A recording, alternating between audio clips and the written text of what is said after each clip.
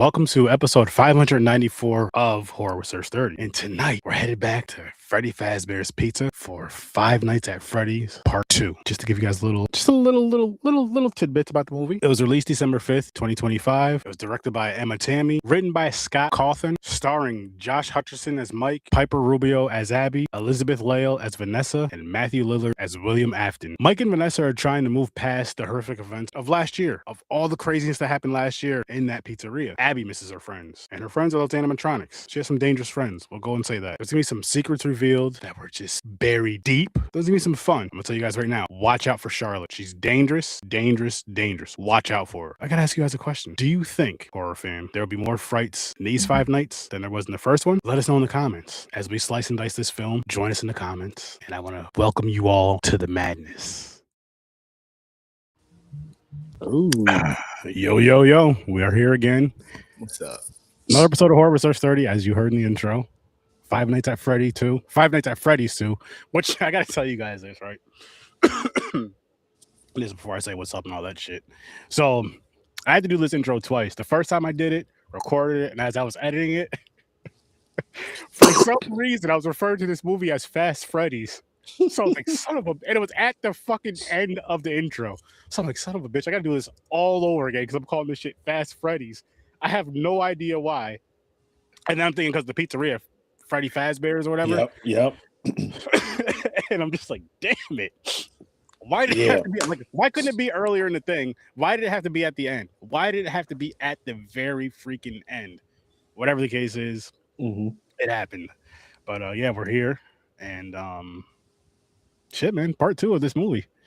But before we get into this movie, before we dive into this film, how's everybody doing? What's good and what's new? Gamer, how you doing? What's happening? Chilling. Super excited. The garden is coming along. Been spending time outside. As soon as I get done here, actually, I'm gonna go fuck around and get some tram stamp done. Nice. How about Sunshine you, Johnny? staying out longer, you know? Oh man, pretty good, man. If you guys have been watching, I've been doing the Al Pacino retroactive on April Chino. Well, that's pretty good. We had Trevor. I said Travis. We had Trevor on yesterday. We talked about cruising and we talked about Serpico. It was a good discussion, an hour and a half. One of our longest episodes, yeah. And then if anybody from Akron's watching, on the stand-up comedy tip, next Thursday or the Thursday after, I'm not sure yet. Open mic showcase at Baxter's. Come check that out. Watch me tell some jokey jokes on the stage. But other than that, that's all I really got going on. Nice. It's awesome. Well, I had the day off today. I had a little dentist appointment. It's a dentist appointment. They're never fun. Like, yeah, I'm going to the dentist. It's gonna be bad fun. And then just kind of, chilled out. It's nice out. It's actually fucking hot out. So it's a plus that the snow and stuff is gone. But I prefer nice 70s with a nice light breeze, or maybe mid 70s with a nice light breeze. Yeah. Open window weather, t-shirt weather type stuff. Not super hot, but like that nice comfortable coolness. Not July. and August. Yeah. When it gets super hot, 80s and up is just unbearable. You have a nice pool and all that stuff. It's ridiculous. It's unnecessary. Exactly. It's unnecessary. It's very unnecessary, actually, especially if you want to go to Lebanon Valley Drag where they don't have a lot of shade. It's 80 or 90 degrees. The cars like it better when it's cooler, just like we do. Yep. Yes, yeah. The cars like it better, a lot better, actually. That's why I'm going car shopping right now. That's why I'm hoping my car has a nice good AC. You know, that's all I ask for. Well, no, that shouldn't be all you, because it can have a great AC and then nothing else. Yeah. We sit in the driveway but the wind is blowing. I can't move. Yeah. The whole family taking turns rotating in and out of the vehicle to stay cool during the summer and the cookout. Oh man. But yeah, so man. Five Nights at Freddy's 2. I'll say this before we dive into our ratings. I will say I did like it better than the first one. And to answer my own question, I do feel like basically I was asking, if you guys feel that this one had a more horror vibe, like a horror feel than the first one did. I think it did by quite a bit. Yeah. And I was dead ass serious about Charlotte. You need to watch out for Charlotte because she's crazy. She's dangerous and she's crazy. Now, with that said, let's dive into our ratings. I'm going to kick it off with you, gamer. What do you give this movie? Like you, I enjoyed this one more. Even my lady said the same thing. She gave the first one a 5.5, I think she said. And then this one Okay. she gave a 7, and I thought she was right on point. I gave this one a 7. Nice. How about you, Johnny? Yeah, I never found the first movie to be that offensive. I would have the first one at a 6.5. This one is definitely better than the second movie. This was definitely better than the first movie. I really found myself liking it a lot more the second go around. Mhm. And back in December, I had it at a 6, but now I think I will bump it up half a point, 6.5, because I really did have fun. Now, I don't know what was going on the first time. Maybe I was going through like a breakup or some shit, but this time I really found myself just enjoying this movie because I Mhm. knew what it was. Yep. Yeah. I'll give it. This is tough. I'll give it a 6 for right now. I'll give it an even 6. Again, I do feel it was definitely better than the first one. More of the horror feel, and I guess I have to look at this movie from a different perspective of like, this is a good horror movie for kids or preteens or maybe like young teens, depending on, of course, depending on your household, depending on your children, what their level of horror is. But I feel both of these two movies, especially if the kids are into the games, Mm. I know they're not um, a very great representation of the games, Mm. but I do Mhm. feel I do feel with a younger audience, Yeah. they may accept that more just because, oh, cool, it's Five Nights at Freddy's, and then, oh, cool, it's the movie. I remember going to see the first one and seeing kids there because we went to go see the first one in theaters. This one, I mean, it's out on Peacock, so I watched it on, or yeah, Peacock, so we watched it on Peacock. Um, Yeah. Yeah. Because I would but put. Oh, yeah. no, Sorry. no, you're good, you're good. No, but I was gonna say though, so like if I'm looking at it from a kid's perspective, my rating's still a 6, but I can kind of see, I Oh, can shit. understand. I thought he fell out his damn chair. Yeah. I was like, oh Nah, shit. nah, my camera fell. I was like, Chris. Yo, it looked like you just fell back, but no disrespect when I say this, because what I'm about to say is going to sound very disrespectful. The sound of the camera landing wasn't loud enough for the sound of you landing on the floor. Yeah. It was a little light. There's a little lightness to it. And we have, I'm only saying that because we do have evidence of that. I'll have to get True. that clip, start putting that out there every now and then. I was terrified. Oh man. Oh, but like again. But It's but no, bound to happen. oh man, that was so funny. But no, what I was getting at though was like, as far as going back to like the whole kids horror film, I think this is probably great for them, for some, of course. And for that, I do respect it and do appreciate it for that reason alone. But for myself, I want something darker, that like more of an adult, still same thing, but as far as the animatronics and all that, love that. But just Mhm. like darker, a darker tone to it, and more violence, like more violent kills and more violence, like actually seeing people getting ripped apart or whatever the case may be. You see some things here and there, but I understand why it wasn't like that, and why it was I don't want to say mellow, like it was a super mellow, but more mellow than what I was looking for, what Yeah. I would want. But again, I knew what I was getting from this, and I mean, as for that alone, they did a good job. I like Mhm. how they kind of went, and I'm only going from memory from the first one. I feel like I guess they went deeper into the story with this whole Five Nights at Freddy's. I mean, Yes. they definitely did because they unveiled some things. They went deep into the story, like I was mentioning the Charlotte character. You find out who she is with flashbacks, which I think is cool, and how she's tied to Vanessa. You find out someone else at Vanessa, which I do want to. This is a spoiler show, as you guys know, and I do want Mhm. to say this part for a little bit later in the conversation. But who she's connected with in this film, which we don't find out till later on, which I thought was a cool tie. I thought that right there was a cool tie. And the way it ends, I know they can't really play off of that cool tie, but it's Mhm. kind of related to it because of what happens at the end, which again, we'll get to that in a little bit. But yeah, enough about, my thoughts. I'll get deeper into it as we go on. But what do you guys think? Whoever wants to go. Yeah, you said it a couple times. This is definitely a decent starter pack for these. Both these movies are decent starter packs for kids getting into horror. I know that like with me when I was coming up, we didn't really. They kind of. I'm not going to say they kind of softened horror for kids my generation, 35 and under. Um, the best that we got for horror geared to kids was Eddie Murphy's Haunted Mansion. That's like honestly, there's not that. I was just gonna say real quick, which maybe I'll raise my hand if I have something to say, so I don't cut people off. I'll try that. I'll raise both hands. And I was gonna say, but what about stuff like Goosebumps or no? Yeah, Are You Afraid of the Dark and Goosebumps, the TV shows? I'm talking about like movie horror. You know what I mean? Okay. There's not that much for my generation, but it's good the kids nowadays they have these two movies. Because I tell you what, when I watched the first one, it felt too much inside baseball to me. It really just felt like it was geared for like fans of the audience of the games. Mm-hmm. The second one, you still have that feeling, but this one feels more like this is definitely kind of a kid. No, not even kind of. This is a kid's film. Even though I believe this movie was R, was it, or was it like PG-13? I'm not sure. But Oh, wow. you could definitely feel the kids film. The kid film. What's the word I'm trying to look for? Inspiration, mystique to this. Yeah. And so I really appreciate it for that.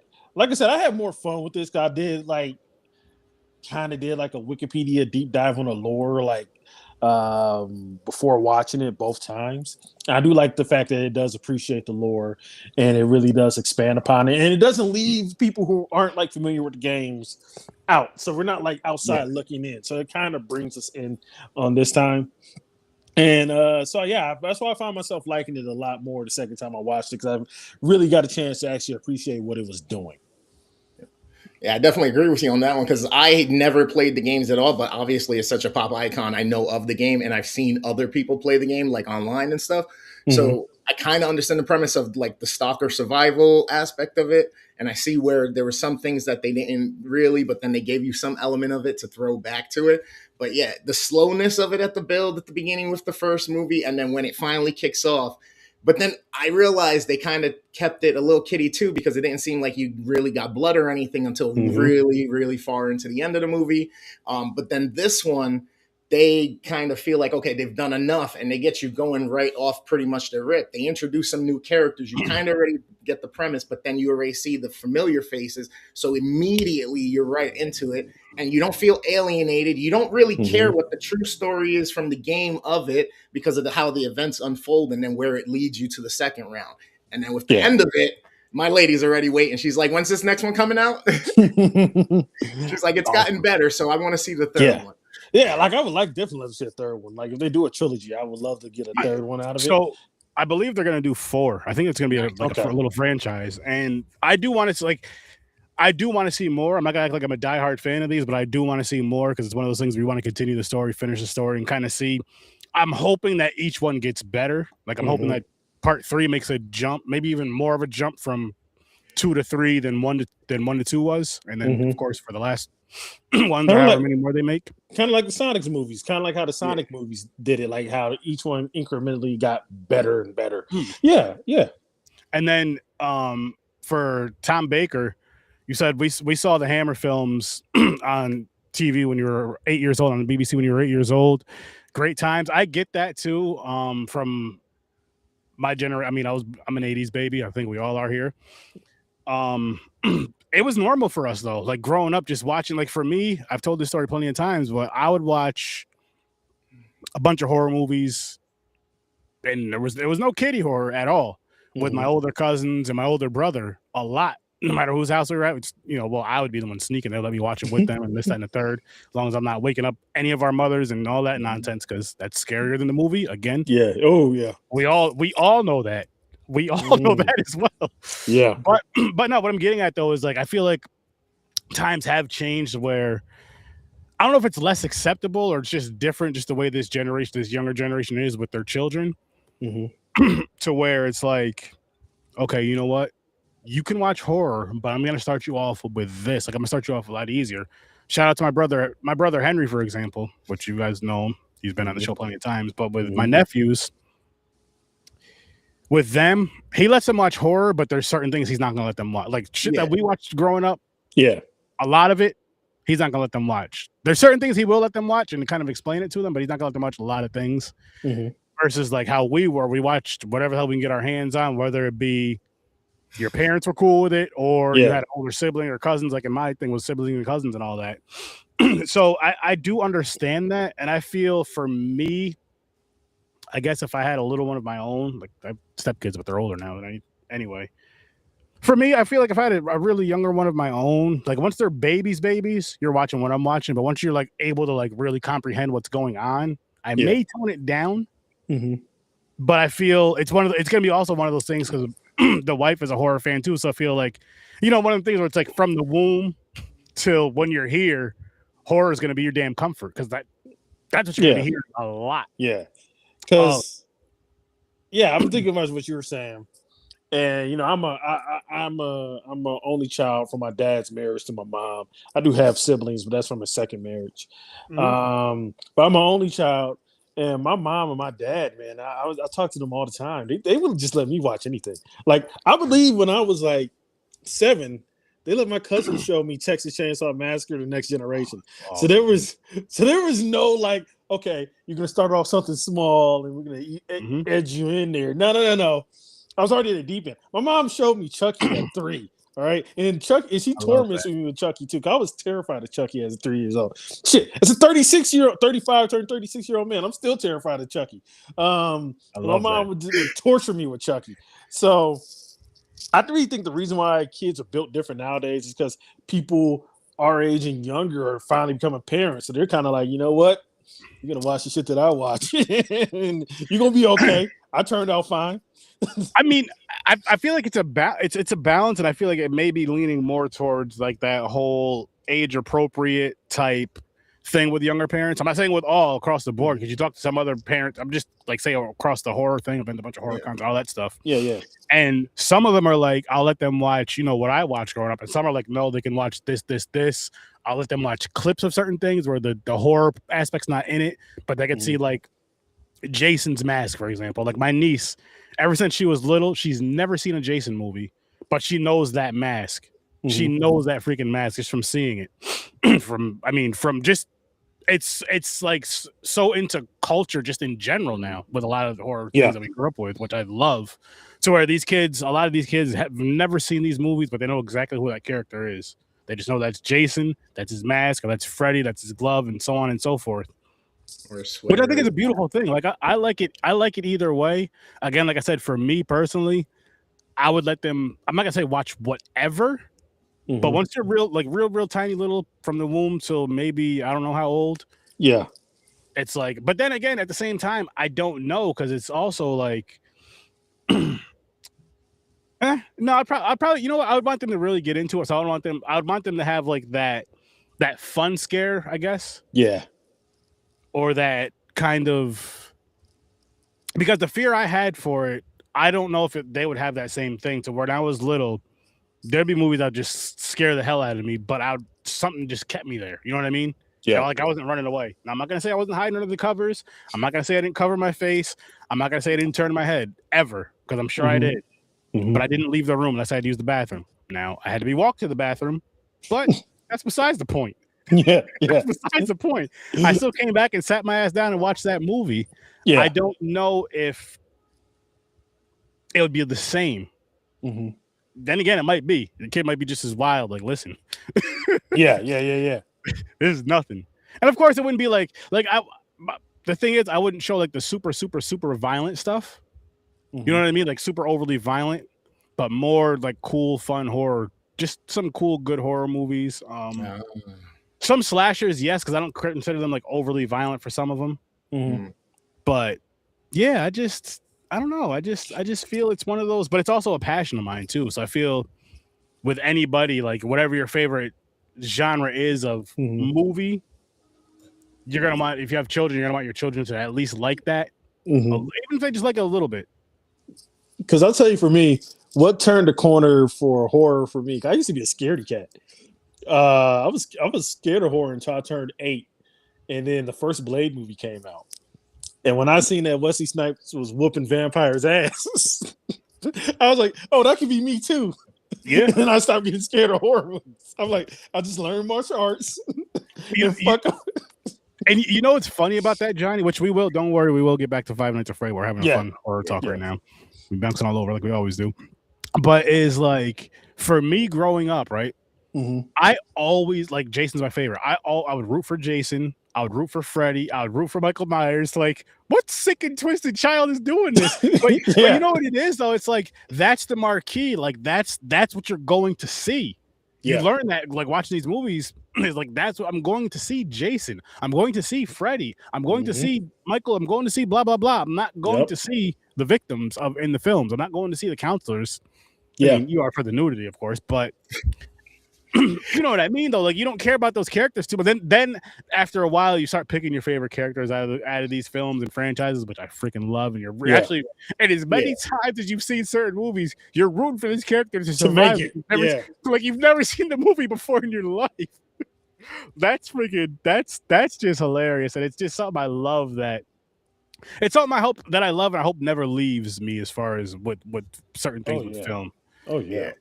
Especially when you draw it out so much for franchise and stuff like that, you have to then have other characters to keep the interestingness of it going and for people to attach to these new things. And like Nightmare on Elm Street did it, right? First there's Nancy, then there's the chick from Dream Warrior. She's in a couple movies. You know what I mean? Like you just gotta have some type of the opposite end, you know, that antagonist to the protagonist, but then you gotta keep it interesting. If you're gonna keep the story going, you got to introduce some new shit or change some shit, you know? Yeah. And one of the things, especially that this movie does, one of the things it does that those movies used to do back in the day is they kind of made your monster sympathetic. You know, like with Jason and his mother, it's like these counselors wronged that family. Like he let the kid drown, and the mama went crazy over it.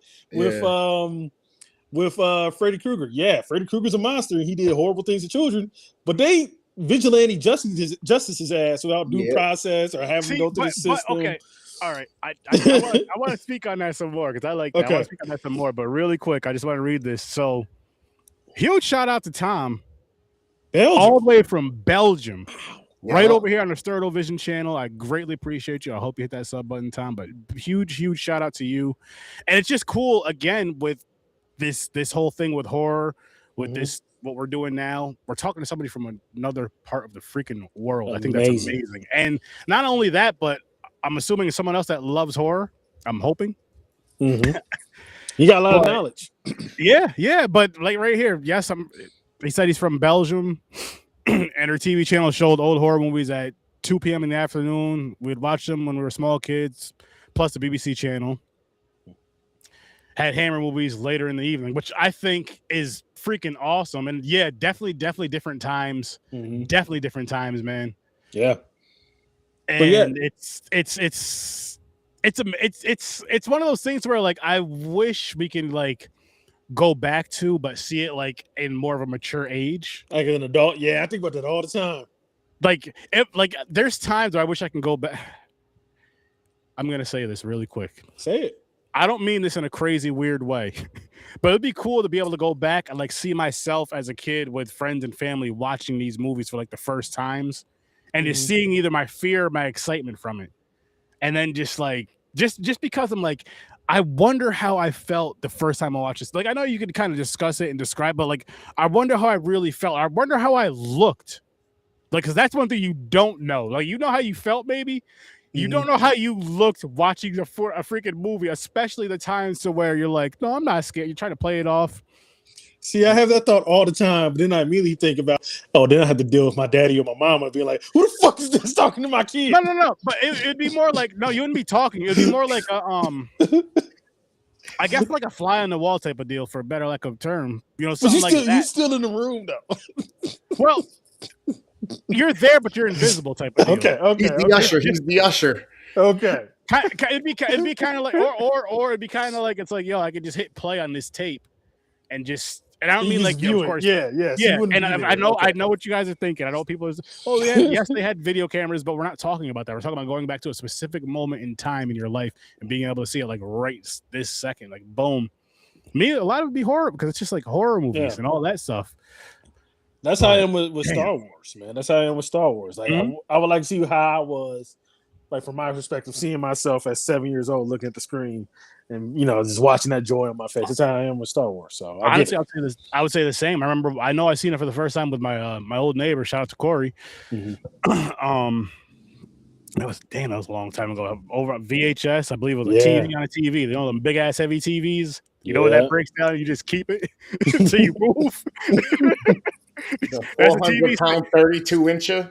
That's a TV stand now. That's a TV stand now. But same with that. But going back to our conversation, what you were saying about Freddy, the vigilante justice, you could say they were wrong, but at the same time, I understand it. As far as like you're harming children, because it's like, all right, you're harming children. I mean, in real life, you're gonna call the cops. Okay, well, blah blah blah blah blah. Don't go there anymore. Don't do that again. All right. Now you're just not doing anything about the situation. It happened again and again and again. I'll handle this because because what's funny is, and I always felt like this is how you should definitely remake it. I've always felt like, what if they got the wrong guy? Like there's 2 Fred Krugers on that street. And they got the wrong guy, and that's the guy who's pissed off and killing your fucking kids, unaliving. Sorry, you said unaliving. And I always thought that would be a good way to like tap into the remake, where like it's Freddy, but it's just like he wasn't the child predator Freddy. He just happened to have the same name. It's mistaken identity. That'd be interesting. That'd be interesting. I don't know if I'd want it as like a remake, but like a kind of like a, I guess like for video game terms, like a side quest. Video game. Yeah. 5 Nights at Freddy's. Oh man, I like to the say way that would work would be that like they would plan to go burn down the place he worked at, but he had the day off and somebody else was there on shift covering. Exactly. Another Fred Krueger, by the way. But another Fred Krueger, yeah. And then he's like, okay, I'm killing you all. But is that why? Hold up. So the one that gets burned, he's innocent. Yeah. Yep. And that's his revenge is to start coming back and killing. Yeah. Yep. I think Freddy's revenge. There you go. And so that's why I like about this one, because like you're rooting for these animatronics, you're kind of rooting for them because you feel bad for them, right? And that's what they used to do in those old horror movies. It made you feel bad for the monster, and so you didn't feel bad when you started butchering the victims. You know what? Speaking of that, I was rooting for the animatronics, especially when it came to that damn science teacher. Oh man, he was an asshole, Newman from Seinfeld. I was like, you are the worst. Yeah, that's why his ass got fucked up in Jurassic Park. Yep. What did she say? What did she say? She said, "I want to see inside his head." Or no, I'm just going to get inside of your head. Yeah. But it comes from. So we have Abby. She's in her science class. She's building a rope. She's trying to build a little robot thing for. There's a what the hell do you call this? There's a science fair coming up. Science fair, yeah. And this teacher, instead of like giving her confidence, he first sees he's like, "This is all you got." And then he just keeps talking. He's like, "Listen, you don't have to go to the science fair. You can just get a C, and still pass, and not have to go to the science fair." And I'm like, "What kind of fucking teacher does that?" I'm like, you really hate your job. Yeah, or just hate kids. But it's like, not even that. It's just like because he was like, "We won the past X amount of years." Da da da da. But it's like, so if you want to win again, what you do is you build this kid's confidence. You show them how to do things. You help them with it. And then guess what? Even if you don't win this year, next year you're going to be better. She's going to be better. Or at the end of the semester, she's going to be a hell of a lot better. And you may have still been breathing. Yep. As a matter of fact, no, fuck that. You hang on. Hold up. This science teacher is a big blame for a lot of the shit that happens. It was like a chain. After he did that, because she just felt down. Because remember, Abby and her brother Mike, she goes to the pizzeria. Yep. She leaves a note on the door when Mike goes on a date or whatever. She goes to the pizzeria. She's trying to find her friends, which were the animatronics. And her brother, sees a note, goes down there, just, speed some things up. He goes down there and they're talking. And then he says, some fun thing to kind of make her feel better. Because he was talking to Vanessa, and Vanessa was like, you need to kind of make her feel better. Said the third. So he was like, you want 1 million tickets. You can get whatever you want. Do you want these? And he picked up orange slices, which I want to say this right now. I love when they do stuff like this, where they mention a little thing. Yeah. then bring it back. Which they mentioned it. Asked about the orange slices, and then she doesn't eat them anymore because the one night when she got to eat as much as she wanted, she threw them up. Cool. Yes. And he said there was like an orange slime for the mom. So I like how they brought that back later on. And I forgot what it was verbatim, but if she ate something, the orange would be like the orange slices again. Yeah. But anyway, with that scene, she ends up finding like a little machine thing where she can talk to the animatronics when it's working right or whatever. So she says, I want to get this. He lets her take that. He says, tells her not to go down there again. Boom, we get past that. Fast forward back to the science fair, which again, you knew something. I mean, it's gonna happen. You knew something was gonna happen. You knew she was probably gonna leave. Her brother drops her off because he says he forgot something at the house. Has to go back to the house. She goes into the science fair, and she has was it Chica? Yeah. Chica, the chicken or whatever the hell it is. Without the beak too, which looked weird without the beak. And it was made of glass. Yeah. Or no, plastic because it didn't shatter like glass would. Yeah. And I guess it moved around a little bit. You see all the batteries in there. And she sees her one friend at the table, and she was going to go, she asked the teacher where she could set up. He says there's no more tables. Her friend saves her a spot. She was about to go over there. The teacher's like, hey, I'll put you in a special spot. And grabs it from her and purposely drops it. Like, you knew he was going to do some asshole shit. I really didn't think he was going to do that. Maybe want to punch him. It was one of those things where I'm just like, yo. I wanted to punch him dead in his face. Not only him, I'm going to jump back to the earlier in the movie really quick for Charlotte. Because this is why Charlotte went crazy. When she seen the little boy get grabbed by one of these animatronics and get brought into the back room, she saved him. Yeah. And she ran up to so many different adults. Hey, there's a little boy getting taken. And those kids like, get the fuck away from me. Yeah. Yo, what the first adult she went to, she was like, hey, there's a little boy getting taken. Blah, blah, blah, blah, blah. He needs help. Yeah. Go tell your parents. What? I'm telling you. Yeah. I remember that. I wanted to she went to so many different adults doing what she's supposed to do, what she was raised and probably taught to do. And every adult is just like, get away from here, get away from, like, just pushing away. I'm like, there's one adult in that scene. It's like the adults are talking or some shit like that. Yeah. It was the women at the table, and she was like, the adults are talking. Yeah. I was like, what the fuck? Like that part, I'm just like, it's one of those things where I know it's a movie. Movie's got a movie, and the movie's got to do what the script says so they can go on and all that. But it's one of those situations where it's like, yo, listen, I would slap the shit out of everybody in there after I go save this kid. Like, what the fuck is wrong with y'all? And then, like, if I remember correctly, the newspaper said girl blamed, I think. And I'm just like, for going into an unrestricted area. I'm like, you blame her for trying to save somebody. Get the fuck out of here. Because you got to remember, nobody paid attention to the boy getting taken by one of these animatronics. Nobody paid attention to her going back there to save the boy. They only seen her carrying the boy when she was on stage. So they didn't see her coming from the back. They just seen him, and he like woke up and was like, I don't know who she is. Of course, he's a little kid. I can't blame him. Yeah. But for like, and then hold up, time out. Which I know when you go to these type of things, you go to birthday parties and stuff, kids are running around this, that, and the third. But 9 times out of 10, you know where your kid is. Like, there's like for real. Not only that, I'll say there's a family radar for the kids in your family. Because if you don't have your own kids, you're an uncle, you're a brother, you all that. You know what I'm just saying? You're all that shit. And I'm sure we've all been around kids in our family to where it was the 80s. True. It was. Actually, you know what? I take that back. I take all that back. Because the 80s 82. and early 90s, you know what? They didn't know where we were. Exactly. 80s and I'll say the 90s. Throw it into the 90s too. As far as, you go for your bike ride. Now, again, wherever you grew up, this is a place where, a time where it was like more communal to where like everybody knew everybody. So it's like, if you're out there fucking up, you'll go home and wonder how the hell your mother found out what the hell you were doing. Exactly. It's like, what the hell? I wasn't even with my brother. I was by myself. How the fuck she know I did this? I really want to praise the set design, because we got to be honest with you. Look, William Afton's a monster, and he kills kids, but he sure knows how to make a pizzeria for kids. Like, yo, I would have gone there. I'm gonna be honest with you. That right there is basically Chuck E. Cheese. Mm-hmm. A better version of it, of course. But then you got to also think of back then when we were kids, Chuck E. Cheese wasn't what it is now. Mm-hmm. not at all what it is now. Like, yes, now it has better technology. Back then, it with the had better Wi-Fi shit. and everything. Yeah, And it takes away, like, you know how cool it was to collect. distracting. Yo, you know how cool it was to collect tickets as a kid.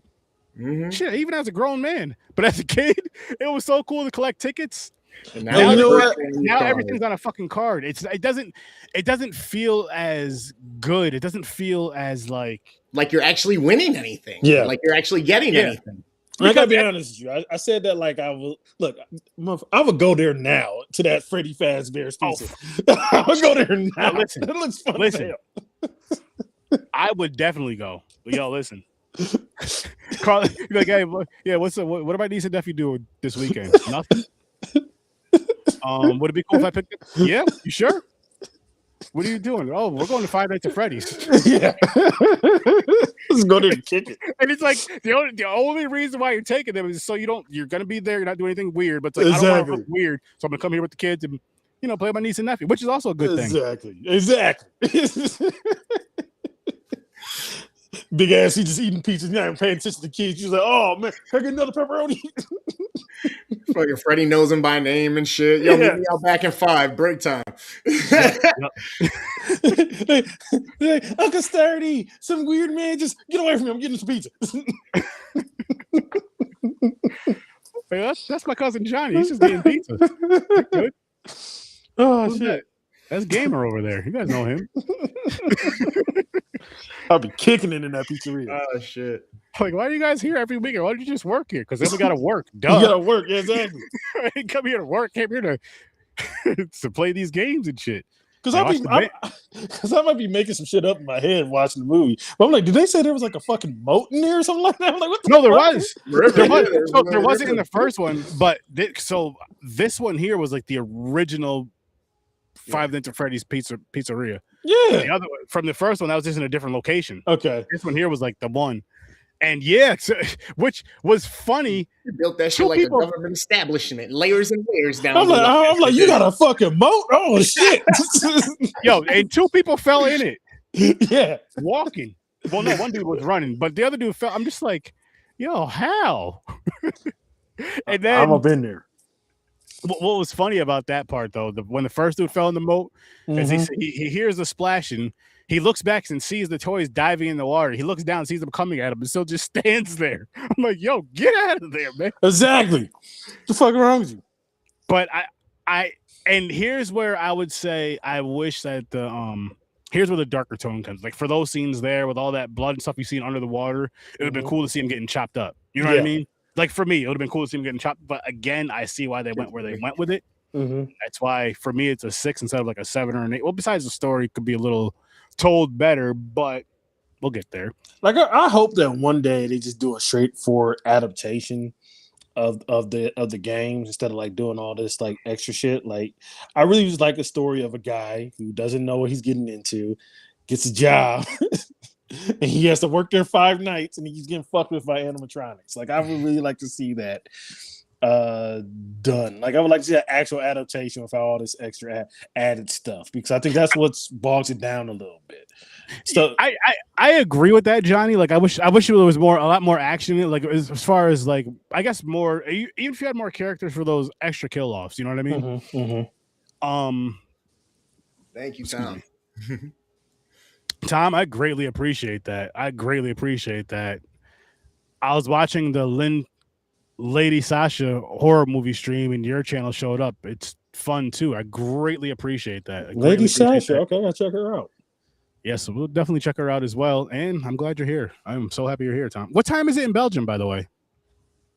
Right now it's 8:40 where we are at. Well, this part of the US. I think it might be like a 12-hour time difference. Hold on, I'm looking it up right now too. Shit. That's awesome. Oh, where were we? But yeah, going back to oh shit, 2:40. That moat scene. Like that could have been just a lot darker. Like I'll say all the kills in this movie, for me, if they show them on screen and they're more gory, bloody, or even like the possession parts, if they showed that, I think that could have been pretty cool. But again, I get why, because of the audience that I feel like it is geared towards to an extent. And I'm not mad at it. It's just 2:40 a.m. Wow. I caught it. I said 2:40. You didn't say AM though. I didn't say AM, no. I see. That's even more appreciation right there. I don't know what your work schedule is, but appreciate you. I appreciate you. It's damn near 3. Yes.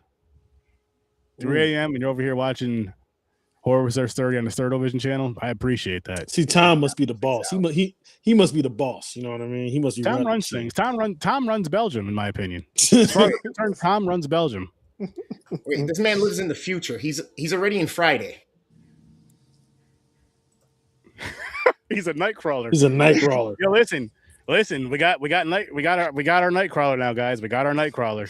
A part of the 30 slashes. We got our night crawler all the way from Belgium. Shout out to our night crawler all the way from Belgium. All right, night crawler.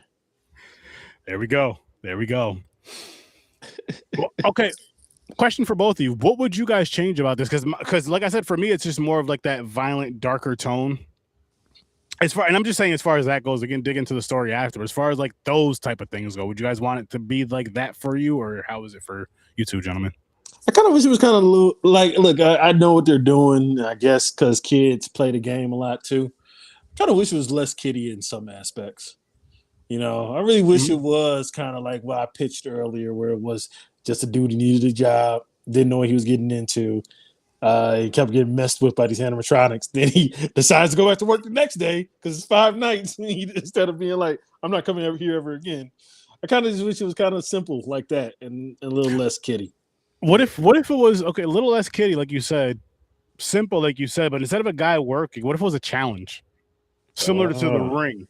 Yeah. As far as the ring tapes go, you know how that goes. But I'm saying, as far as like a challenge, like, can you survive 5 nights at Freddy's? See, and that's kind of what I was hoping for based on the whole thing. I was like, okay, so are like the different things come out on each night, after 5 nights being locked in this place? Because that's what I always thought was happening. That would be pretty good. That's actually a lot. It makes a lot more sense for why the guy would come back and not leave after night 1. Yeah, and it's kind of like, what was the other movie that we had just saw recently that they kept dying and coming back before? Oh, Until Dawn. Until Dawn. That's kind of almost the same premise they could have played with and used here with the 5 nights, that every time you get 5 nights, every time you die, a new visitor. You know what I'm saying? Either every time you die or every night you survive. Yeah. And then I mean, just the way they're doing it, I don't know if you want to do all the animatronics at once or however you want to do it, but the last thing can be the marionette puppet, which we meet in this film. Yep. Yeah. Or so you got 2 options on this whole journey that you're trying to survive the 5 nights. You can either destroy and dismantle them, or you can just escape and hide, be extractionary and survive your 5 nights. But then with the second option, by the time you get to the 5th night, there's all of them out there looking for you. Yep.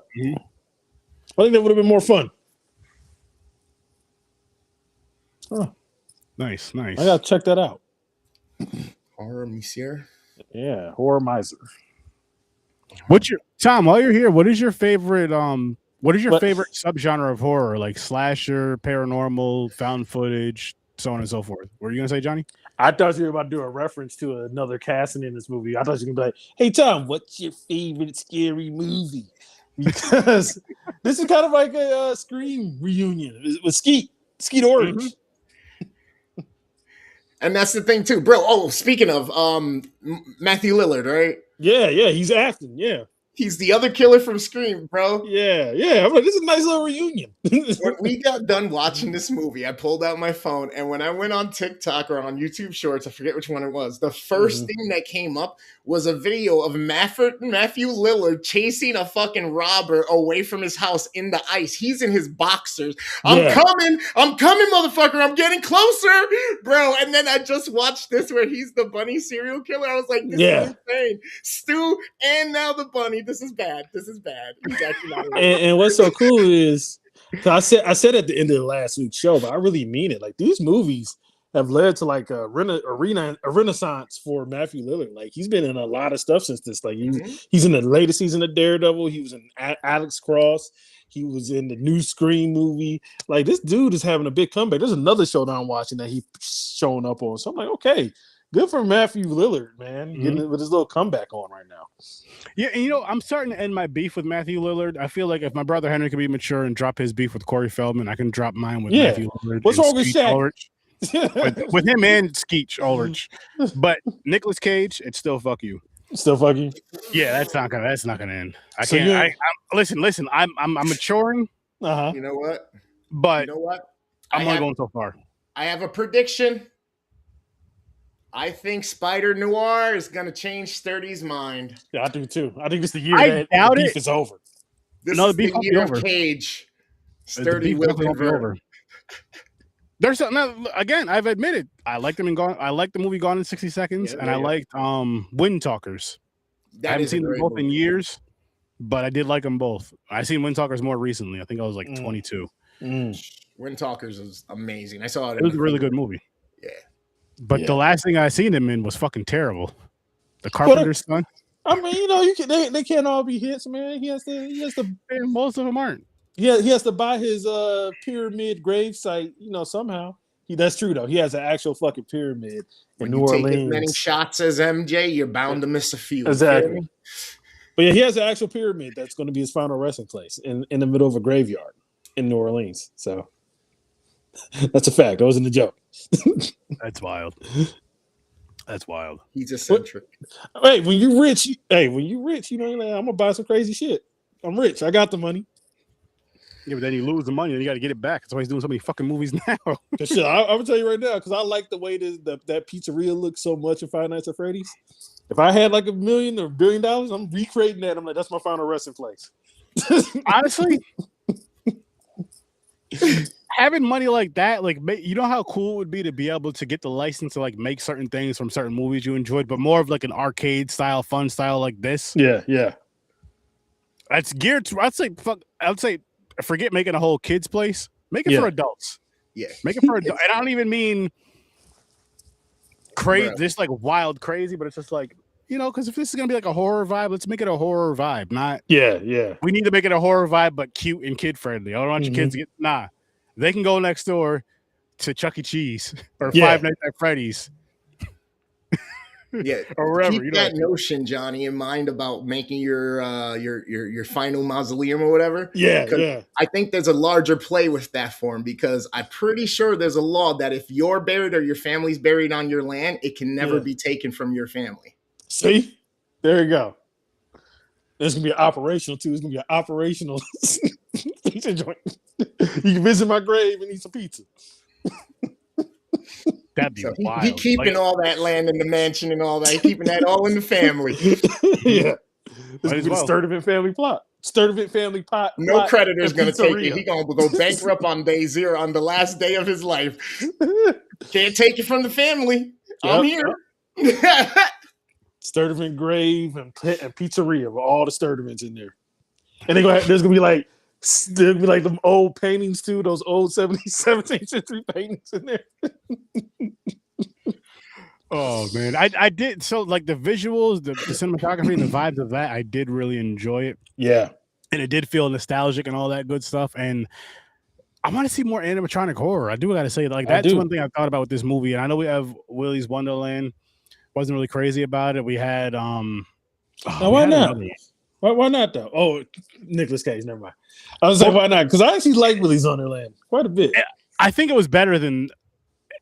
I think the animatronics were better than this because they were more violent, from what I can remember. He liked it more because he talked less.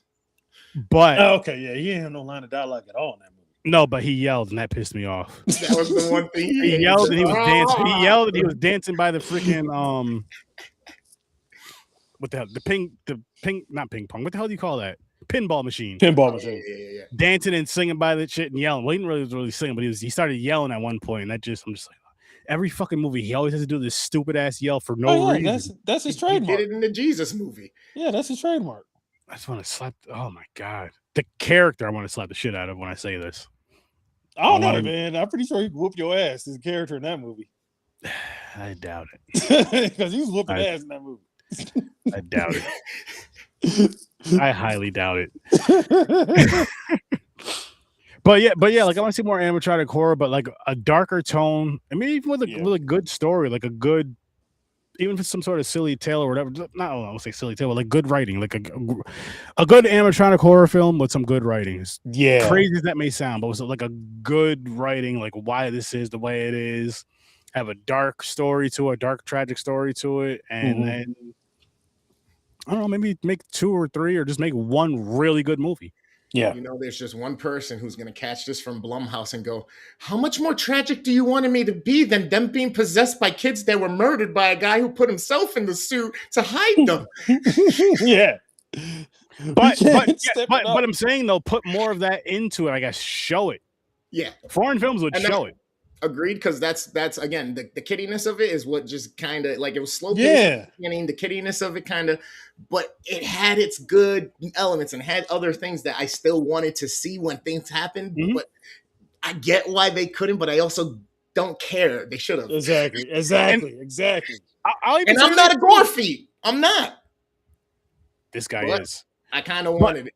But I'll also say, like, it also has me like interested enough that I'm gonna finish whatever finish the story of the films that they do. Yeah, I'm going to, if they do 1 or 2 more films, I'm gonna watch those last 1 or 2 films because I'm like, it did pique my interest as far as that goes. Mm-hmm. Yeah, and it may even go to the point of, especially by the way the last 2 are. Yeah, I may go back and watch all 4 of them again, like 2 or 1, however many they make. Go back and watch all of them, like back to back to back, in a sense of over the course of a couple of days, to see how they kind of connect and tie together. Yeah, I'm double checking. It at the very least, it has me intrigued to watch whatever comes out next from these movies. Yeah, because it's made its money back too. I'm looking at the budget, because that's the only reason why they wouldn't do a sequel. It may double its budget, so I wouldn't see them not making another one. I believe I believe they said they're at least making. I know I've seen it like in like Facebook groups and all that. People that are fans of this have said they're making at least 1 or 2 more. I believe Mick said they're like doing a franchise with it, so that's at least 2 more. I'll say 2 more then for a franchise, because trilogy would be 3. Now, it didn't make as much as the first one though. Like, it made double its budget, but didn't make as much as the first one, because the first one made $297 million. This was like 60 million shy of that, but still made a lot of freaking money. I wonder if it's because of like, great. Yeah, the disappointment in the first. Like the first one, people were excited about it. Yeah, I'll say people who played this game, and then just people who love horror. So it's like you're excited about it, you go check it out, and then you get the disappointment. You get the money, like they get the money in the box office, then you get the disappointment to where it's like you come out with part 2. Yeah. And then maybe not as many people are going to go rush out and see it. They'll wait for it to drop on streaming. And I think that's exactly what happened. And that's a shame, because in this case, it was better. Yep. And you know what sucks though is it's like, I don't know when this movie came on streaming. Johnny, could you look that up really quick?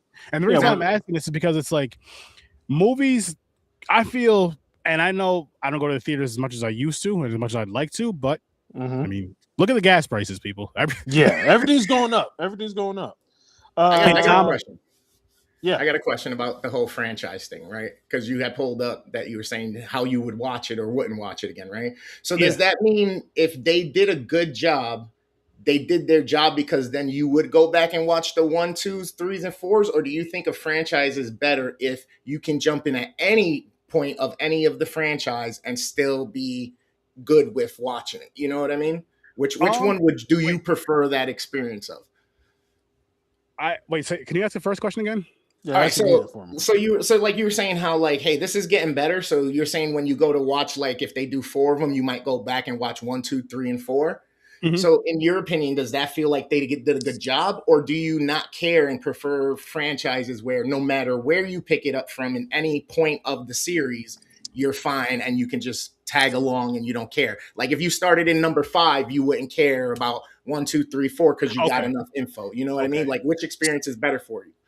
For me, I'm one of those people who, and I know it takes a lot longer, but when it comes to like franchises, I love just watching the whole thing.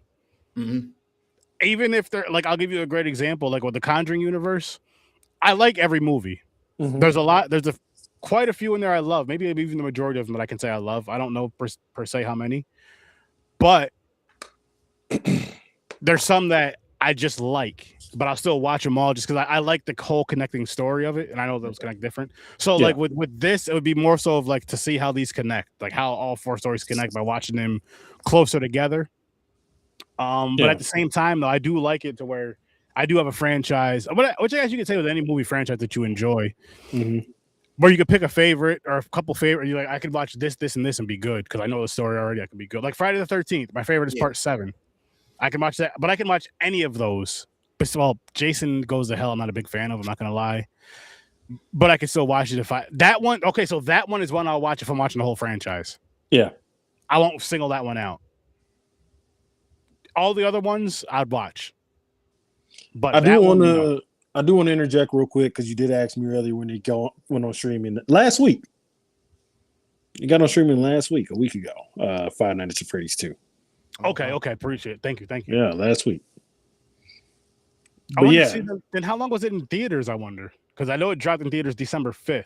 December 5th. Yeah, so it must have been in theaters for about 2 months because it's usually 45 days, and then there's another 30 days from its digital release before it goes on to streaming and all that. Okay. But I want to jump in on that question too, Gamer. Yeah.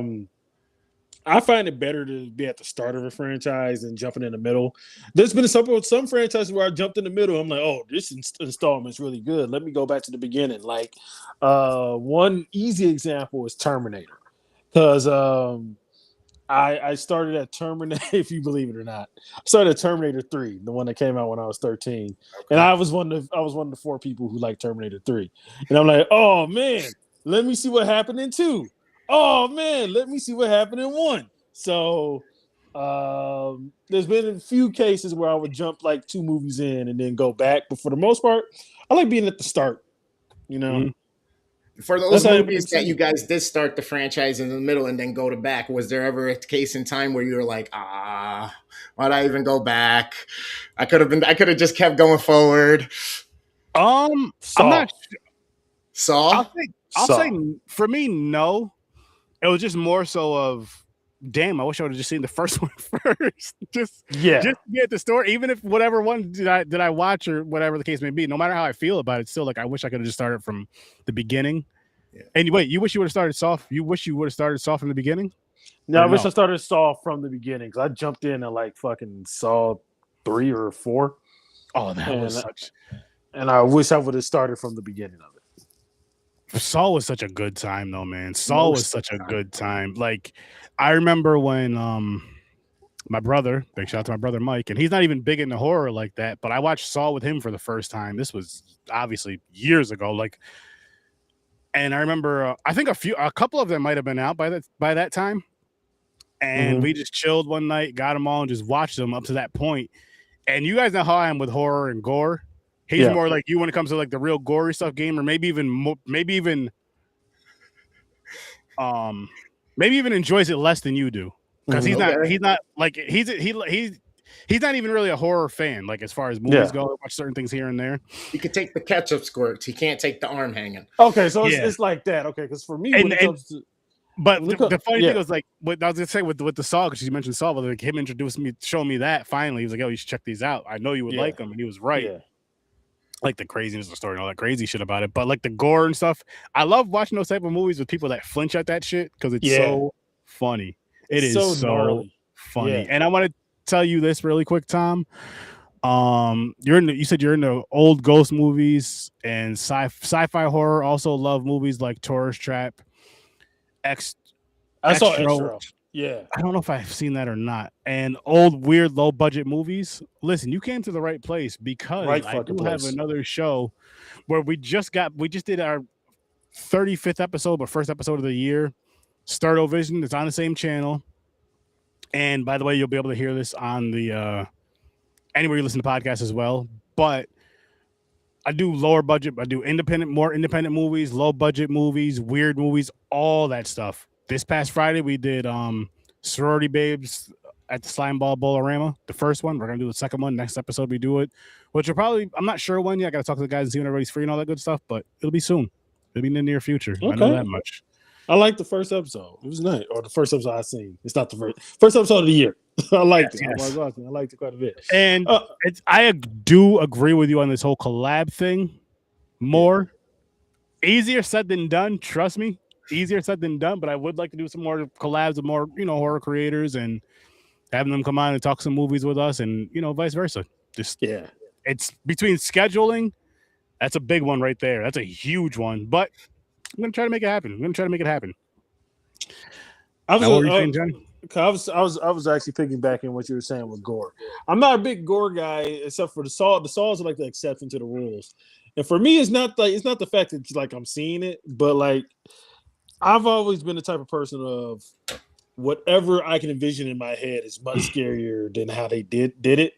And sometimes when I see like how the person like is taken out, it's kind of disappointing because it's not as cool as how I would have thought of it.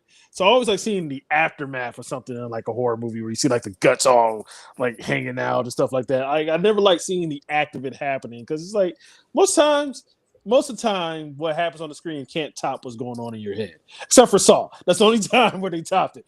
But that's how I am when it comes to gore and horror films. Oh, Yeah, me, see, I used to love the Saw movies and like Midnight Meat Train, but for That some was a reason, good one. as I've gotten older, I can't do it like I used to, man. With the whole body pieces and the gore and the chunks of meat and the sound, and I just can't do it no more. See, I can still do it. Oh, me too. Me too. That's why this was perfect for me. This was made for me. But I'll say me too, as far as what you're saying though, Johnny, as far as like the more gore and all that stuff. Mhm. But now, as I'm getting older and wiser, see, I got glasses now. Yes.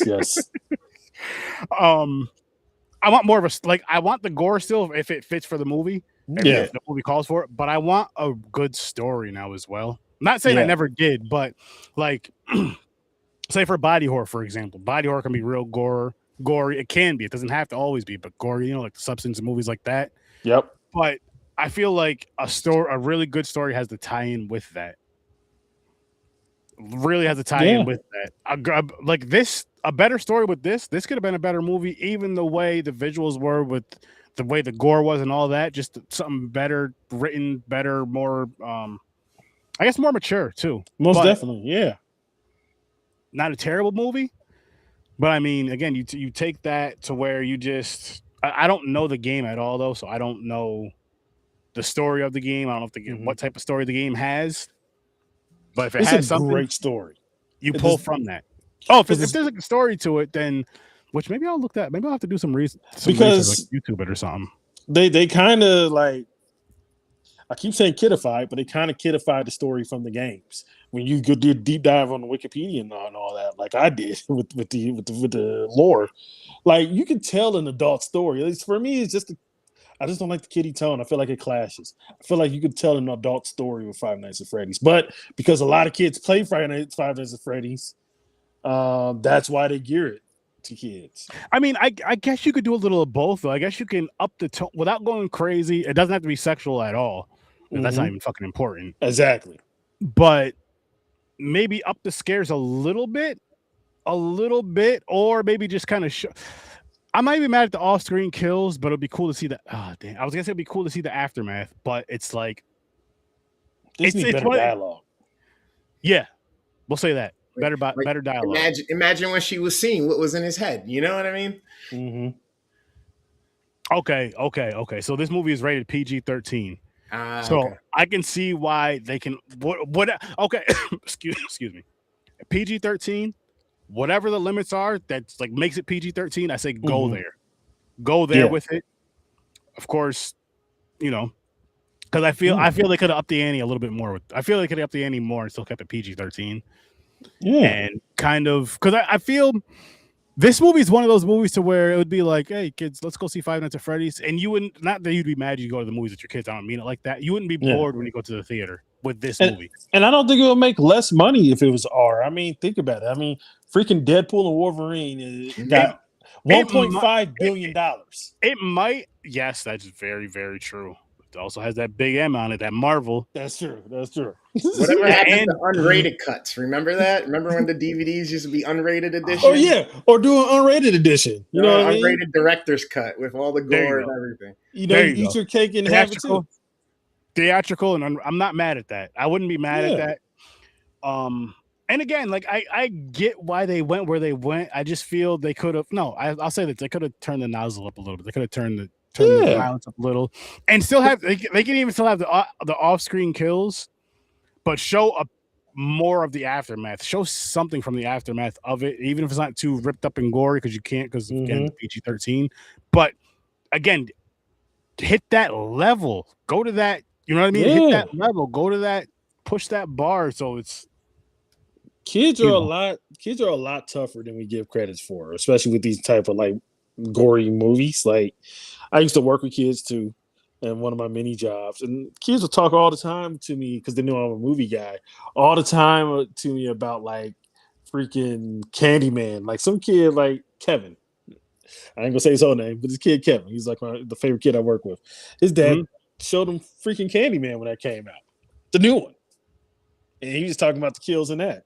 So kids are a lot tougher than that. Kids aren't like these fragile things. The Well, movies can turn the dial up a little bit. That's all I'm saying. they no, they definitely could. They definitely could. And it's one of those things to where, like we were talking about earlier, about Hello, cheese baby. what were we allowed to watch when we were growing up? Hi, cheese, baby, rake. And Cheese baby. then what we would allow, if you had children, what you would allow your children to watch. And it's like it's one of these things to where it's like, yes, there's gonna be some things that I may not let them watch that I watched growing up, but there's Mm-hmm. also gonna be a lot of things that I would let them watch that I did watch growing up as well. Like you kind of balance it, or maybe I let them watch everything. Because honestly, I started watching more crazy shit as I got older. Once I Yeah, found out about it, as far as like, just like with the wild and the more violent and all that stuff and horror, that was when I got older. exactly. So yeah, with the cheesy stuff I grew up with, definitely. I mean, shit, I might even have figure if I can find out the USA Network. Like, listen, you can watch Friday the 13th, but you're gonna watch the USA Network version. I was watching Exactly. every Friday the 13th, where it cuts out everything. Oh man, I do oh want to my say goodness. something that like Tom mentioned before watching those old horror movies on the BBC. We had public access here in America, so we got a lot of those too. Like Mhm. that's how I discovered Night of the Living Dead for the first time because it's on public access and it's public domain, so they don't have no copyright. And that's how I found my love for those horror movies. And to plug Sturdo Vision, what does Mick say all the time? The late night horror shock jocks. They come on late at night in America, like after 10 o'clock. You have the Mhm. Goulardis, and you have like in Cleveland we had Goulardi, and we had Big John and Little Chuck, or Little Chuck and Big John, I forgot his name. And we had those guys, Elvira. So we had those here in the States, and that's a lot of exposures. But like they weren't making new versions of those for us around my age in the late 90s, early thousands. You know what I mean? They kind of stopped in the 80s doing that, you know. So So, that's why I was bringing up earlier. you know what's funny? So for me, growing up with around horror and all that, and my cousins and my brother and everybody who I grew up around horror with, I never watched a horror host thing until I was an adult. Because Mhm. again, the people who had the remote or got to rent the movies, I was the baby of the group. So it's like I don't get a choice. You know what I mean? I don't get a Mhm. choice. So it's all up to them what we're watching and this, that, and the third. So that's Yeah. that's why I was introduced to them until like later in life. And honestly, it's one of those things that it sucks. Like I wish I was introduced to them earlier in life, just for the fact that I would probably be more interested in watching their stuff. Like Joe Yep. Bob now, for example. Yep. I watched like one or two things. I don't mind. It is entertaining, but at the same time, I'm like, I'd rather just watch the movie Mhm. for me. Yeah. But had I grown up with it, maybe that'd be different. Maybe that'd be different. I don't know. It is Yep. fun though. It is fun. It is funny. It is entertaining. But it's still just like, I'll just watch it. I'll Yeah. just watch it, type of deal. But yeah, wild imaginations. That was the thing though, Tom, is we had to have imaginations just in general to have a good time, especially if you're broke. We Yeah. could you could always afford an imagination, and you still can. I hope children nowadays still have imaginations and all that. But yeah, it was one of those things where you're watching these movies, and no matter how many times they tell you it's fake, it's make believe, this, that, and the third, as a kid, your imagination is gonna run wild. Like, listen, Yep. Yep. I just watched Friday the 13th last weekend, and now we're going camping. Is this whole Jason thing real or not? Type of See. deal. Come up with these funny, crazy scenarios and stuff in your head. Oh man, Mhm. I miss it. That is one thing I want to say before we got a couple more things before we wrap up the show, which we'll get into weekly rentals, then spin the wheel and then get going. Okay. But it's like I wish, again, like I was saying, how I wish I can go back and see myself watching horror movies. Some days I wish I can go back and just borrow that fear or just have that fear, like when you're watching a horror movie, and not as much fear to where you're scared, you gotta sleep with the lights on and all that. I don't think my wife would like that. But as far as like just like that fear watching the movie where you're like you're like that tenseness, that not just the jumpiness. I'll jump at movies here and there, especially from high, but not just like the jumpy, like that actual fear where your heart's racing, you're scared, like that whole thing from when the movie starts to when the movie's done. When you leave the theater or the movie goes off when you're watching it at home or wherever you're watching it, after it's over, you're good. But during the film, scared. I'm just imagining you asking your wife, "Hey, baby, can you leave the nightlight on for me?" Nah, nightlight. It'd be studio lights. We're gonna sleep with the studio lights on. The dog's gonna sleep in the bed with us. Yeah. When I was a kid, you know when that moment was that it hit me? Just before my happy giddy ass was so excited, got up, ran to the light switch, and just as I'm about to hit that light switch, I get that realization, oh shit, it's about to go out. Yeah. It's about to be dark in here. Hold on, fuck, click, and then you're like, all right, the TV lights, I'm good, I can see. Yeah, no. There was that. There was the whole like and not even when you're watching a horror movie, which you may be thinking about or whatever, you sleep lights on and under the blanket for whatever reason as a kid, even if the lights are off, was your freaking security blanket, but it never worked when your mom came with the belt. Ever. That force field sucks. Yeah. It's like, yo, the older people be like, you just hide under your blanket. They can't get to you. You'll be safe. Yep. Bullshit. Yep. I'm telling you, man, I was a scaredy cat till I saw Wesley Snipes and Blade. That's how I learned martial arts. I'm like, I'll whoop a ghost ass. Have a fight just like Blade. That was the bullshit that fucked it up for all the kids. What was it? The Nightmare on Elm Street, the final nightmare. Mm-hmm. Yep, you can't use your blanket no more for protection. He's coming from under the blanket. Exactly, right? Rex got it, bro. Yeah, it was a lie. It was a lie. Even Rex took a slash. I'm gonna try to look into that. Yeah. We'll try to look into that because I think it would be a good time. I really appreciate you letting us know about this, though, Tom. I really appreciate you again.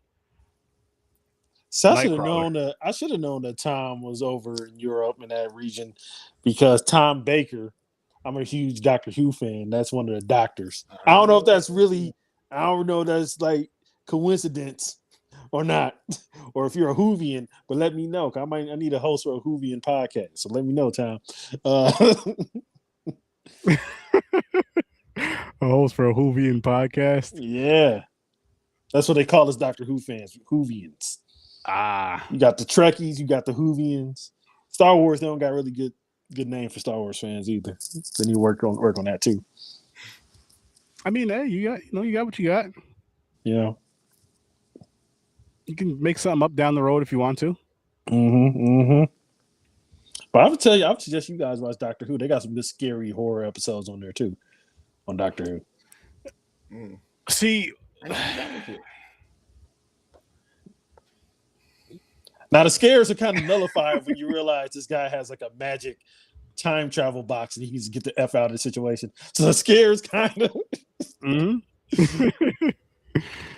The body snatchers, I thought the houseplants would take my body when I fell asleep. I was 10.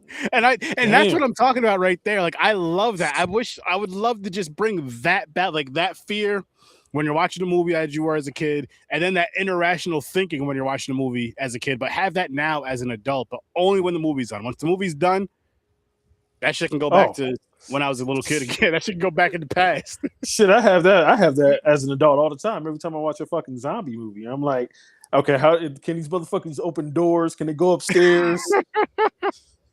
He's watching for research. He's building his strategy. Exactly. Yep. Bro, Johnny, chairs over. You remember the My Buddy doll back in the day? Mm-hmm. All right, so first time watching Chucky, long story short, my aunt happened to come over to the house and she had a present for me. Mm-hmm. Oh, no. And it was a My Buddy doll. Yeah, my mama did the same thing.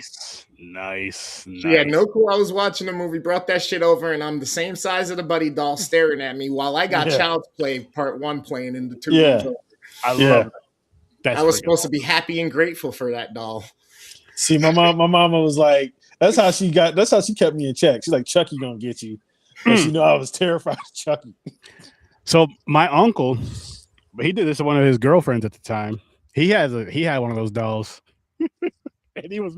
I guess she fell asleep on the couch. Mm-hmm. So what he did was he went and grabbed the doll and then like made like noise on the coffee table, like little feet running, and Yeah. sat it down in front of her, and then left the room. Somehow woke her up. He said he was like, "Yo, it scared the shit out of her. She was pissed."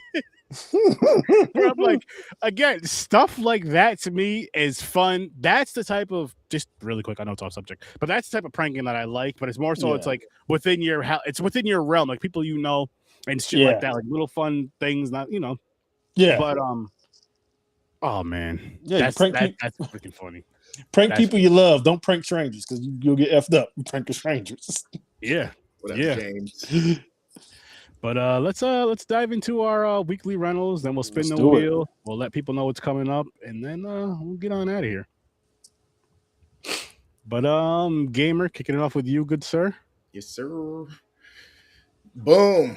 Ooh. I was up late night one night and I caught on Pluto on Reaction on their on demand channel, Sin City, and then right after Sin City 2 as well, a Dame 2 Kill 4.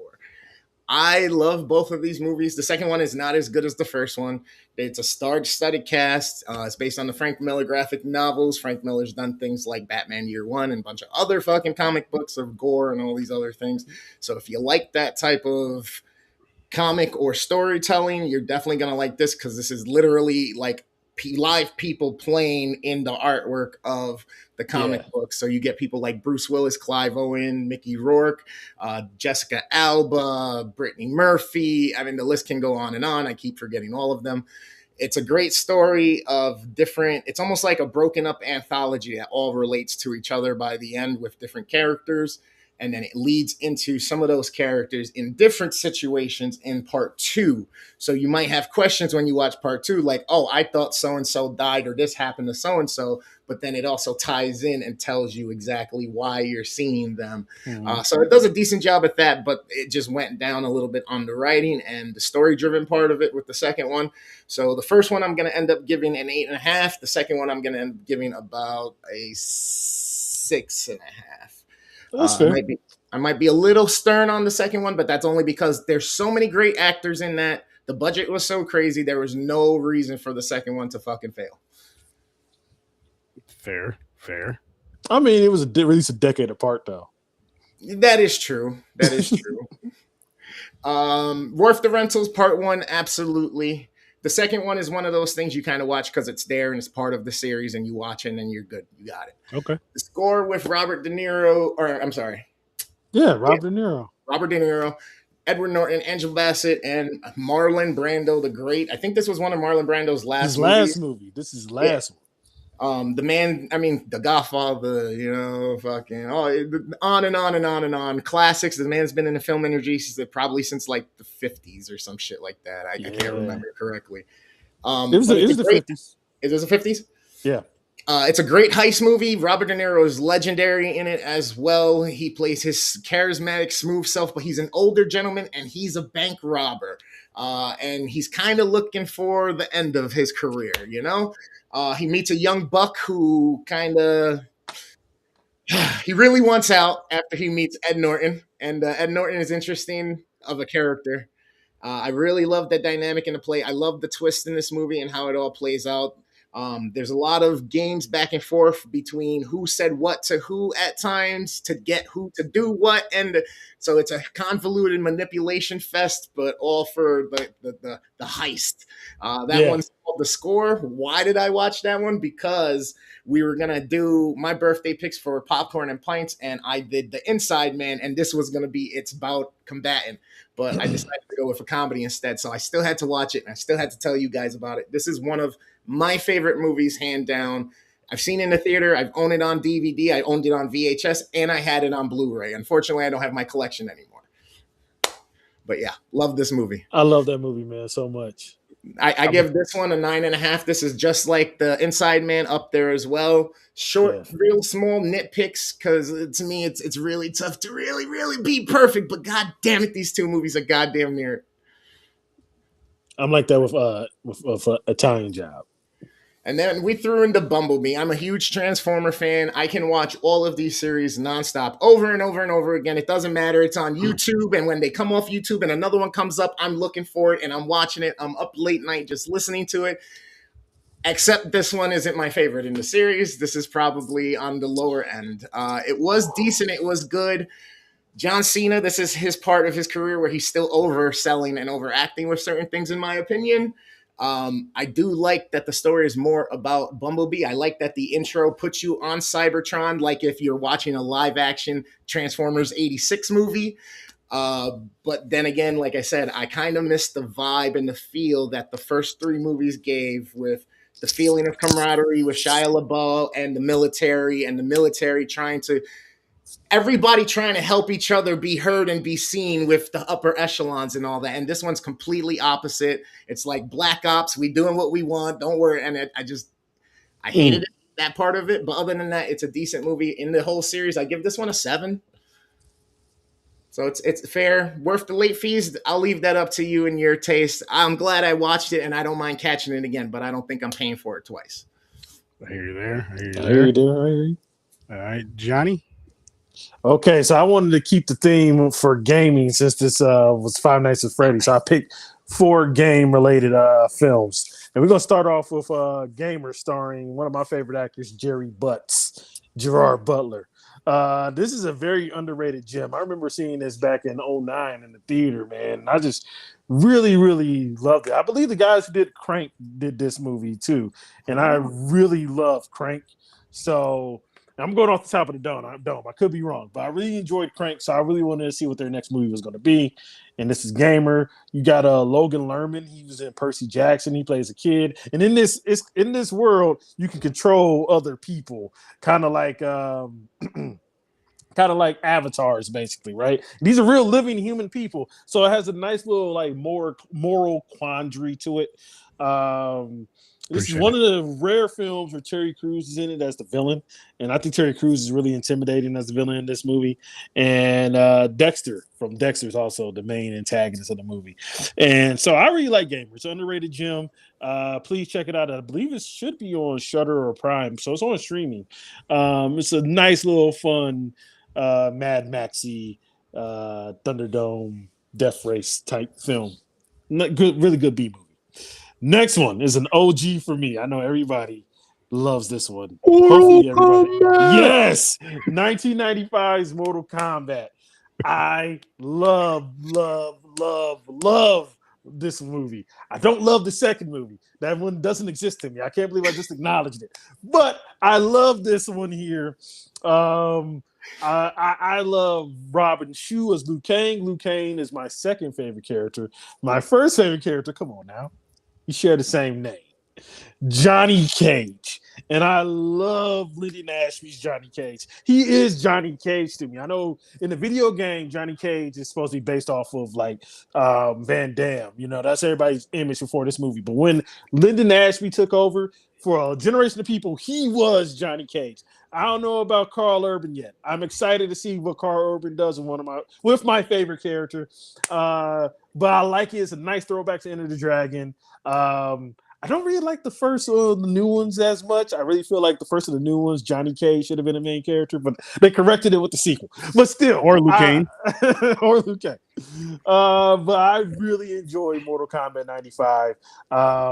I forgot to even give my rating. This is a 10 for me. All right, this is just me. Right, this is just my nostalgic love. I know it's not a perfect movie, but this is my perfect movie. I love Mortal Kombat. Mortal Kombat's a 10. Gamer, I think I said was a 7.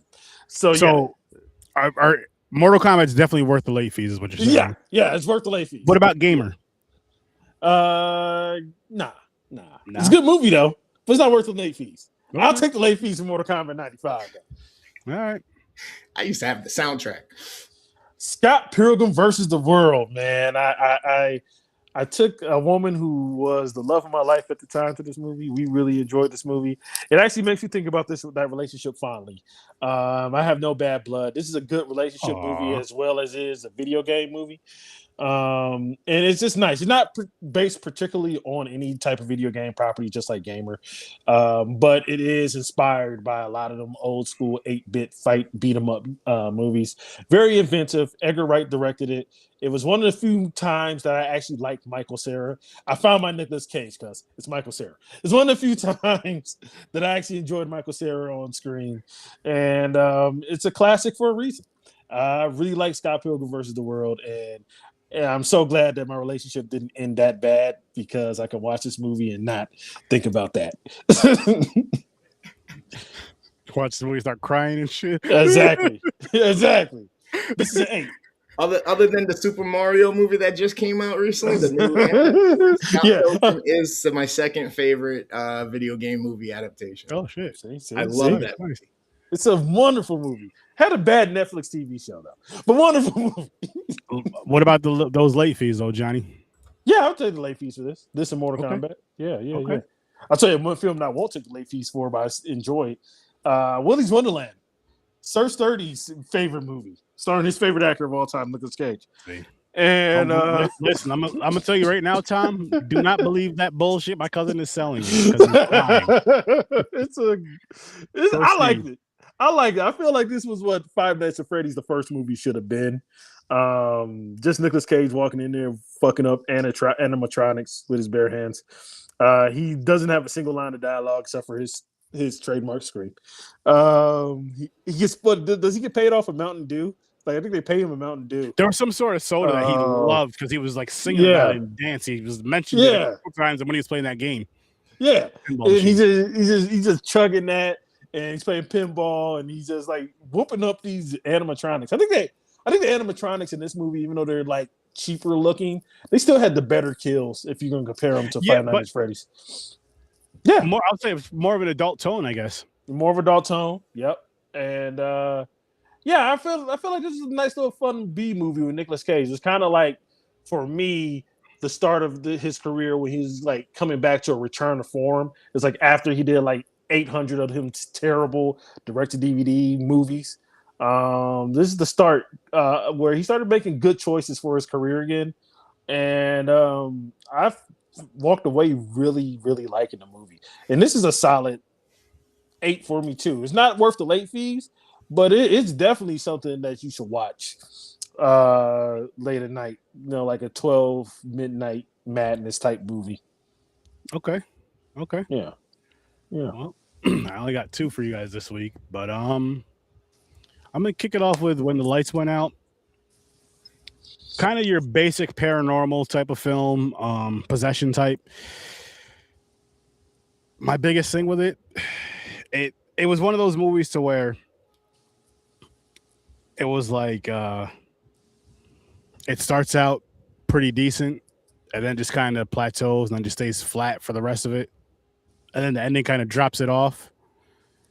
And I'm saying right now, it's not worth the late fees. It is not worth the late fees. It's one of those movies where it's just like, listen, man, I rented this movie because, I thought I wanted to see it. And I watched it. I'm like, you just rented this like 2 hours ago. Yeah, I know. And I only live 5 minutes up the road, but here it is. Can we do something? Can I like get something with a couple dollars off or something? I'm not asking for anything for free, but I returned this early as hell.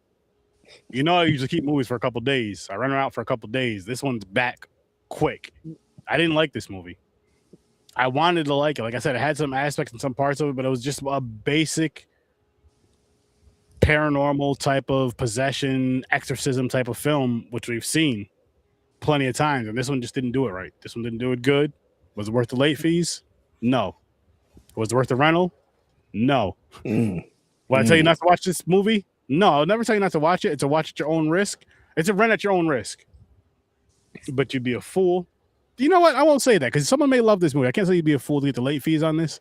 I'll say, but this is one of those ones you don't want to like accidentally forget. Like, oh man, I forgot to bring this movie back. I'll bring it back Monday or Tuesday. Nah, bring that back as soon as you watch it. Bring that back as soon as you watch it. Damn. And then we have The Neighborhood. Sitcom, funny as hell. I I've seen episodes here and there. I don't know if I was at my dad's house or hanging out with the gamer when he was living here at the time. I can't remember where I've seen it, but I've seen it like bits and pieces. I've seen like a couple episodes here, a couple episodes there, and then recently I've been seeing a lot of clips on YouTube. So I'm like, all right, I need to check this show out because the clips are having me laughing or having me like really get into like, okay, what's gonna happen next? And I'm like, what the hell? So I started it. I started it sometime this week. I forgot what day I started it. Maybe even started like just yesterday and watched like 7 or 8 episodes already. Just because it's one of those things where you can like kind of have it on in the background. You like watch, sitcoms. You can kind of have it on in the background and kind of watch it. It's not worth it's worth the rental for me. It's not worth the late fees for this one because it's not like a show. I don't think I'm gonna like. Oh my god, this is my shit. I gotta watch this. Like I can see myself going through this one time and being good. Maybe going back to a couple episodes here and there. But it is funny. And basically, it's instead of a black family moving to a white neighborhood, it's flipped. It's literally flipped. And like both the main family is is the Butlers, Cedric the Entertainer's family, but the other family is definitely like one. If they're 1A, they're 1B. Yeah, you know what I mean. And a really good. It's a good show though, and it kind of with some of the things because it does have some heartfelt stuff in there here and there. Maybe not as much as it did back in the '90s, and then it has the humor in there. And it kind of gives me, I won't say this, so don't quote me on this. It kind of gives me those kind of 90s vibes as far as that goes. And if you've seen it, you know exactly what I'm talking about. And of course, if you were born in that era and lived in that era and seen those shows we grew up with, you know what I'm talking about. Mm-hmm. But it's not exactly that. But I do enjoy the show. I do think it's a good time. It's a fun time. Mm-hmm. And honestly, I'm just going to keep going on with it and kind of seeing where I go with it. And hopefully next week I will have 4 movies or 2 shows and 2 movies, something. I'll have more by next week. I'll have more for you guys by next week. Sturdy Slashers, because you deserve more. You deserve more. So you can see what we should be slicing and dicing, maybe reviewing on here or any of the other fun stuff. I need to start watching some more crazy stuff, just some more weird things. And Tom, since I know that you like those like weird cheesy movies, I'm gonna make sure I try to have at least one every week in these weekly rentals. And of course, when we're doing the reviews of the other films, but now or on Startle Vision, of course, I'm gonna keep you posted on that. But now, before I let you guys know what's coming up next, as far as on Popcorn and Pints and doing all the who you should follow and all that great stuff, I have to spin the wheel. I have to spin the wheel to see what movie we're gonna be slicing and dicing next Thursday. So I'm going to get to Destiny. Yes. Spin this wheel. Pull it up. Bloop. Shuffle it a couple more times. Full screen that bad boy, and boom. Let's see what we'll be slicing and dicing next week. And again, all these movies on this wheel are from 2025. For the most part, there may be some from like 2024, and maybe 1 or 2 from 2026, maybe. But for the most part, everything's from 2025 horror movies that I did not watch last year, of course. Didn't go to the theaters and, was home. Hard Eyes. I did see this one, though. I did see this. Hard Eyes. Hard Eyes. Okay. Hard Eyes is a fun. I'm so happy we're watching this. I did see this one time. Pencil me in for this. I penciled you in for Thursdays, Johnny. Hell yeah. Yes. I penned you in for this. Not the erasable pens either from back in the day. Hell yes. But Hard Eyes. I love Hard Eyes. No spoilers until next week, but it's a great freaking time. That's all I'm going to say. It is a great freaking time. Yes, the Wheel of Destiny has spoken and has summoned Hard Eyes. And I cannot wait to rewatch that, actually. One of the few times I like Cuba Gooding's son in a movie. I didn't even know that was his kid. Yeah, Mason Gooding. Yeah. That's awesome. Yeah. So, Hard Eyes next week. I hope you're here for it. Gamer, I think you're going to like this one. I'm hoping so.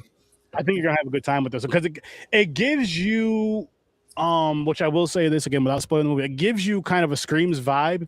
Okay. Yes. But for me, better, more fun, more up to date. Yeah. Okay. For me, I'll say. I've really enjoyed this movie. I'm agreeing with everything you say right now. So there is a version of Scream out there that you like. Yeah. I guess you could say that. It came out in 2025. Nice. Well, there's a version of Scream that he likes that's not called Scary Movie. It's the Mandela effect. Scary movie. It's not called Scary Movie. Oh man, I can't wait for this. This was such a good freaking time. This was such a good freaking time. Sequel comes out next year. Nice. Oh hell yeah, hell yeah. So it's about that time. Which I will say this before I, shout out these two gentlemen that are here with me and tell you where you guys can find them. I will say this: all the links are in the description. Click those links and subscribe to everything in those descriptions because everybody there is very talented. But I'll say this, kick it off.